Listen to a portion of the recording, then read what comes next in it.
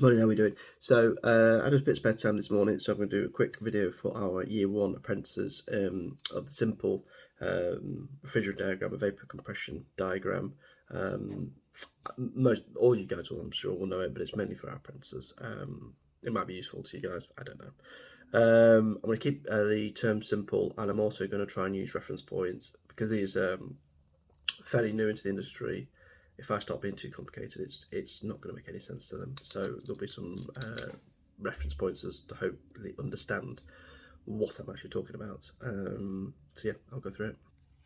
First things first, you'll notice it is done in crayon. That is because I have two small children and I have to use what I've got. So this is a simple vapor compression system. So this is effectively the four major components is what we will see and what we will use in our sort of day-to-day sort of stuff. They'll be found in everything that we work on.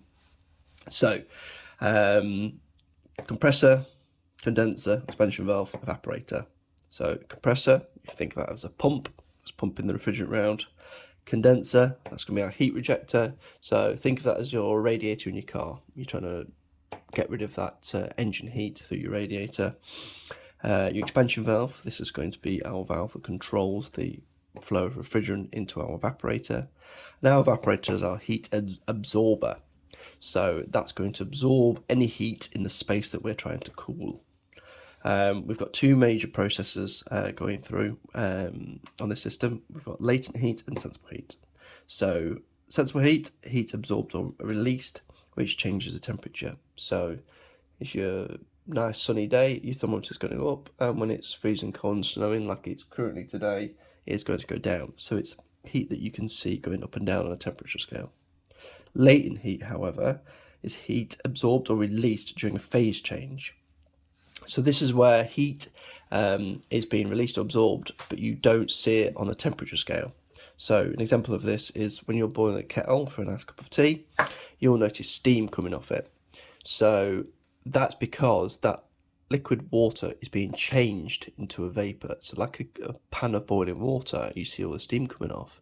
If you were to put a thermometer in there, the temperature's not, it gets to a certain point where the temperature's rising through sensible heat process, but as it starts to release vapor coming off it and you see it to boil, the temperature won't increase until all that liquid water is boiled away.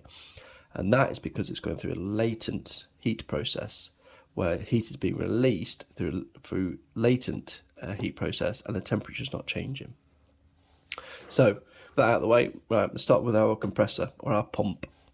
So this is not the best drawing of a compressor. So inside our compressor, we're going to have oil in the bottom, our submerged motor that's going to have our scroll. This is a scroll compressor, believe it or not. This is going to have inside of it low temperature, low pressure vapor refrigerant. Because these compressors are refrigerant cooled, we need nice cool refrigerant to keep them in good working order and keep the oil stable to high temperature, and we'll have a breakdown in oil. The compression process is up at the top here. So this one being the scroll, it's going to generate heat through friction and compression. So that's going to turn this low temperature vapor into a high temperature vapor. This high temperature vapor is going to leave the compressor. So we're at a high pressure, high temperature vapor is going to go into our what's called a discharge line here before it enters the condenser. So high temperature, high pressure vapor refrigerant enters the condenser. So as we enter the condenser, we're actually going to drop the temperature slightly until we hit the condensing temperature and pressure of this refrigerant. So we're going to de-superheat slightly. And then as we enter the condenser, as airflow goes over this condenser, we are going to reject heat, or shall I say energy, out of this refrigerant. So that's what that's going to do is we're going to go through a latent heat process where the temperature is going to stay the same, but the phase is going to change. So we've got high pressure, high temperature vapor. We start to go through a phase change. So then we're starting to get high temperature, high pressure liquid. This is going to go through the condenser coil, and then as we come out of the condenser coil, this small section here, this is what we call our liquid line, because as we expect, we want a full column of liquid into an expansion valve. If we don't have a full column of liquid, we could actually cause damage to the expansion valve, and we'll go into more details why we need a full column of liquid and how we measure for a full column of liquid as well.